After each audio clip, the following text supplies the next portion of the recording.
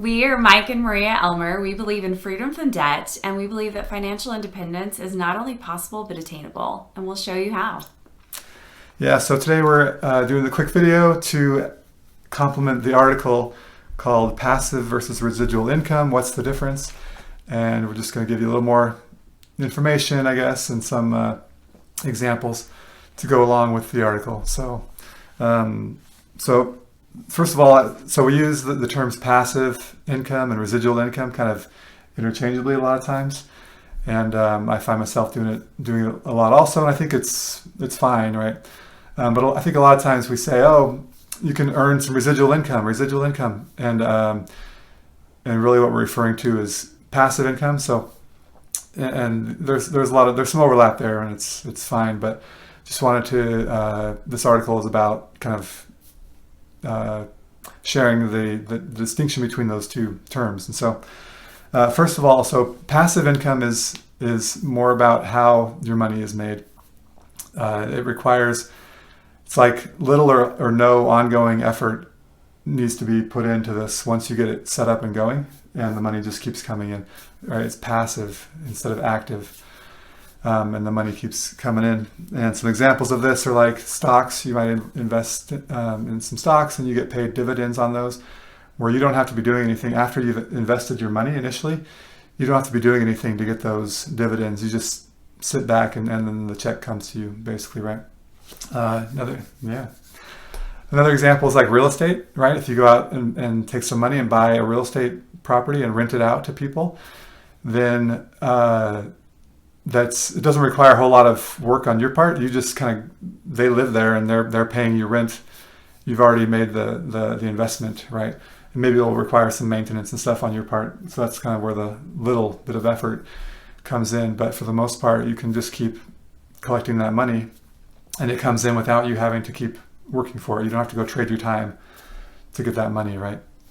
And another example is like digital products. If you have like an ebook or a course that you sell online, or artwork, things like that, right? You can post those online, like Etsy or somewhere else, and then people just go and they find those things and they buy them, and you get a check for that. You created the thing once, and you put it out there, and it's people are buying it, and you get paid on that after you've done the initial work.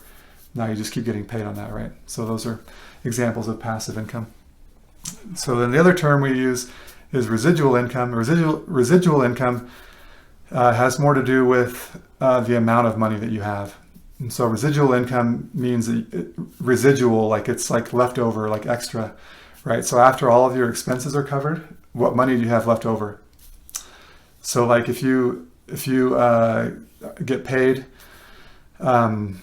for your salary from your day job, right? Let's say you make $10,000 a month and your expenses add up to $8,000 a month, then you have $2,000 of residual income.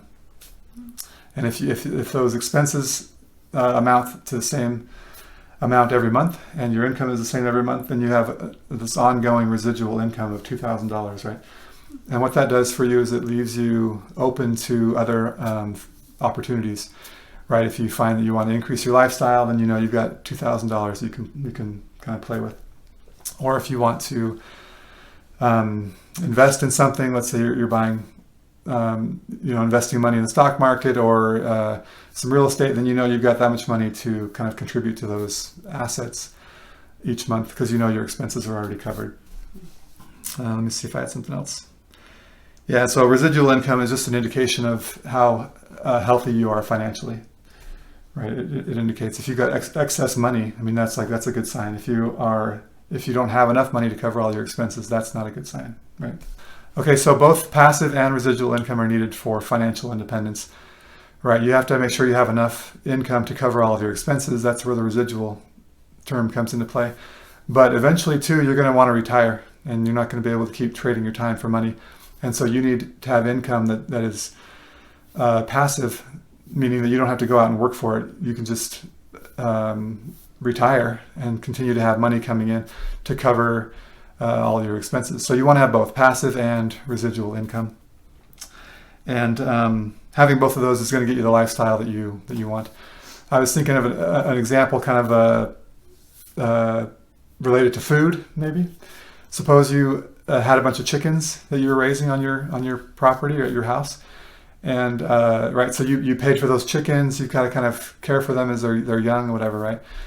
And take care of them. You kind of set up the chicken coop. You make sure that they're comfortable and warm, and they have the whatever they need, right? And then you go out and you kind of feed them every day, and you give them food.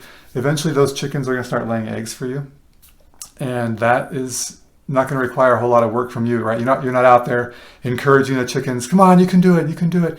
Let's get those eggs. Let's get those eggs going. You're not squeezing them to get the egg out or whatever, right? Like they're just laying the eggs, and you get to go and collect those eggs, right? It doesn't require a lot of work from you, so that's like a passive. You're passively getting that food, right? And then let's say now that they're laying so many eggs that you've got enough to feed yourself, and you're now able to share with the neighbors or do other things with those, sell them or whatever, right? So that represents like residual food, right? Residual eggs. And so there's kind of an example that I thought of that kind of relates more to different aspects of this, not just like investing in stocks and real estate. So that's the training piece of this. Yeah, I love that visual of not having to squeeze the chicken. But it's true.